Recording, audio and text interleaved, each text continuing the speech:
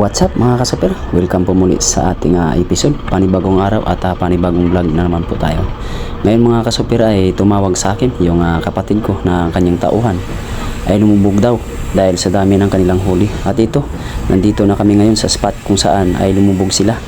Gawa ng daming huli yung lambat at ito'y pinilit nila na ikarga sa kanilang bangka, ngunit ito'y lumubog. At ito, rumisponde kami dalawa ng kapatid ko, sabay kami dumating dito.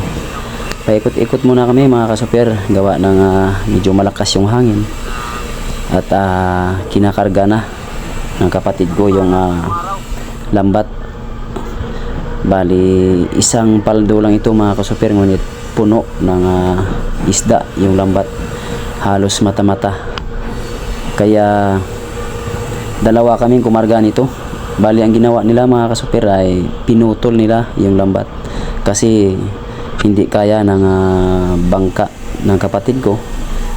Kaya pagkatapos nilang naputol yung lambat ay sa akin naman kinarga yung kalahati nito. Kaya paikot-ikot muna tayo. Pagkatapos nila ay hagis tayo ng angkla para tayo naman ang magpalit sa pagkarga ng lambat. Mabuti nga lang mga kasupir at nasa mababaw lang na area at malapit lang ito sa bayan ng Malay.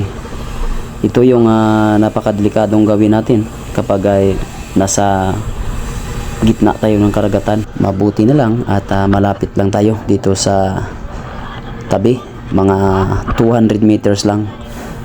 Kaya sa kapwa natin mangingisda ay kung magpapalaot tayo ay kailangan magdala tayo ng cellphone para kung ano man ang mangyari doon sa karagatan ay mayroon tayong kontak at ma-rescue tayo. Kasi yung iba mga kasupir ay pupunta sa laot, wala namang dalang cellphone at walang kasama. Yun po, yun ang pinakadelikado. Kaya dapat mayroon tayong kasama or kahit cellphone lang nadala, or in case na magkaroon ng sakuna ay may kontak tayo sa ating mga pamilya. At yun mga kasupir, at kinakarga na nga namin yung isda. Ito kasing matang baka mga kasupir ay walang takot ito. Kapag ito ay inariyahan mo at masapul mo, wala itong takot na bumangga sa lambat. Kung minsan nga lumilipad pa ito sa sobrang dami at pumapasok sa bangka. At kung sa tubig ganito mga kasupir at sobrang kapal, kahit sa damit mo pumapasok ito. At kung masyado kang maingay sa laot, sigurado pati bunganga mo mapapasukan ito. Kaya pinagpala yung taong makahuli nito. Basta't marunong ka lang nito mga kasupir, tumingin sa dagat. Kung halimbawa kapag makapal ito, namumula ito o kaya nangingitim.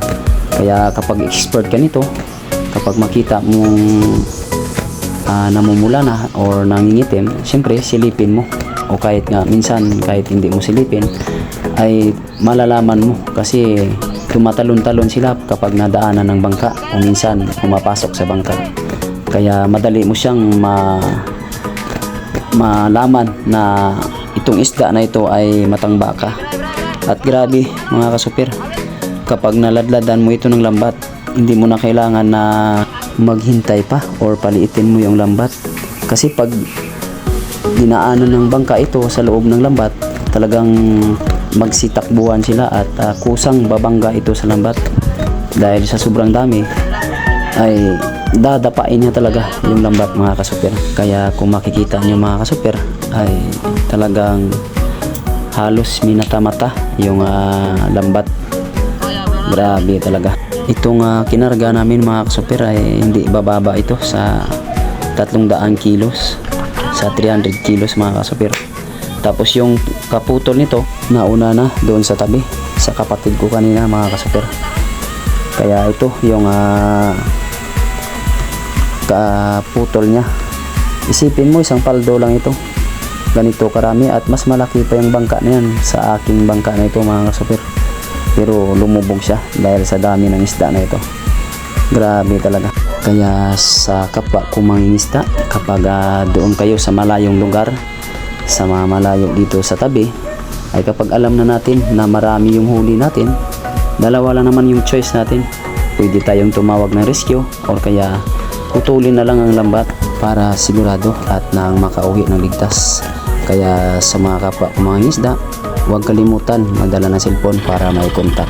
At ito, pauwi na kami at maghuhugot na tayo doon sa tabi. Kaya abang lang pagdating natin doon ay update tayo mga kasapir. Dahil ang biyahe natin ito ay hindi ito bababa sa 30 minutos pauwi mga kasapir. Kaya update tayo pagdating doon.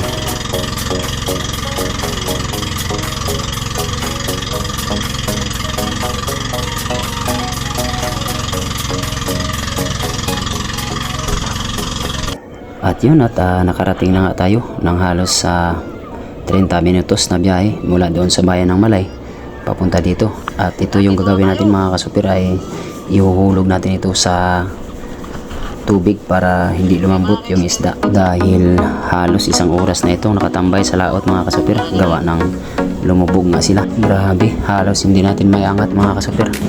Kailangan natin paunti-unti lang kasi kapag binigla natin ito ay talagang madali itong masira, kaya dahan-dahan lang. Pero yung iba mga kasupir ay nagsimula na silang naghugot kasi mayroong nauna kanina na nagresponde, kaya tapusin muna namin ito na ihulog bago kami magsimula ng paghugot.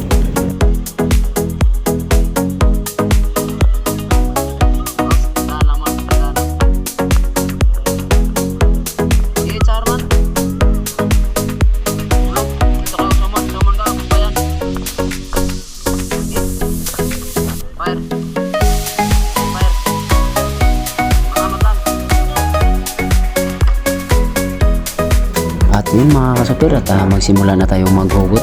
Kanya-kanya ito mga kasupir ng hugot.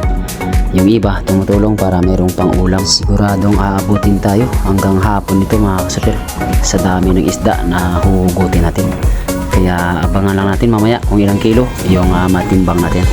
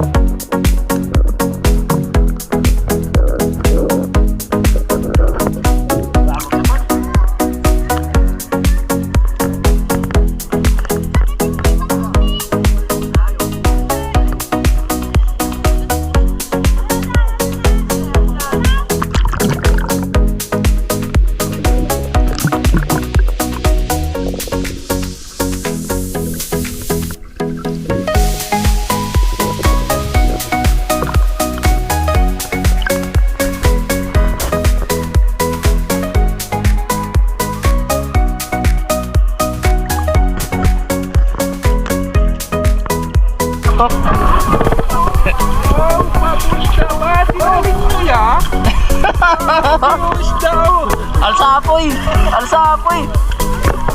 Dad? Dad? Ato! Eh, bago na to. Isda. Bago! Oh, yung isda mo!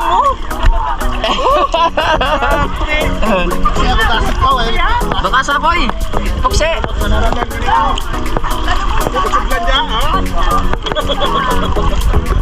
Pinangkap eh.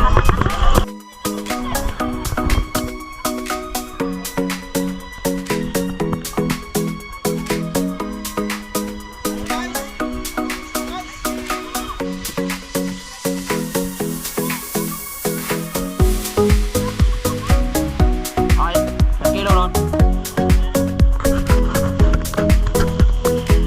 Sino yun ron? Ha? Abo pa to? Abo pa na. Sa mga alin ko kina, sa mga 50 paguro.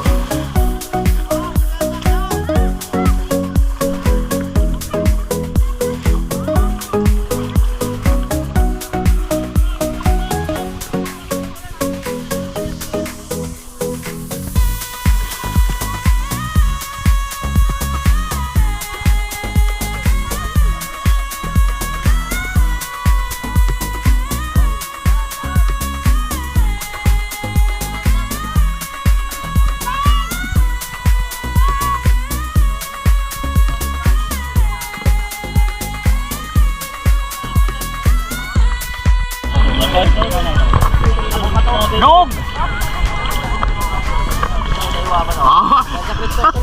Hello mga ka-super! Doro, doro!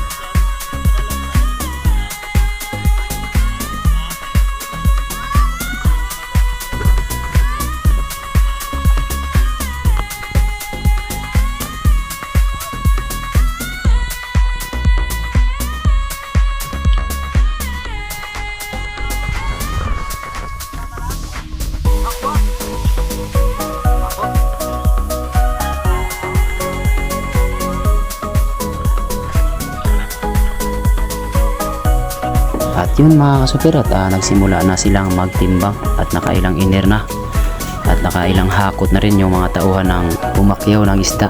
Kaya update tayo mamaya mga kasuper kung ilang kilo talaga yung kabuuhan ng isdang ito.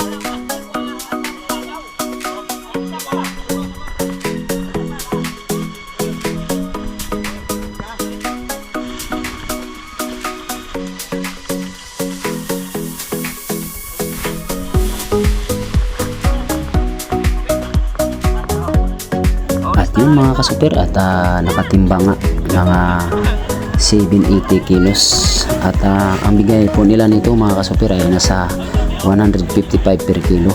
Nakabuo sila ng kita na nasa 120,900 yung kinita nila mga kasuper dito sa isda na ito.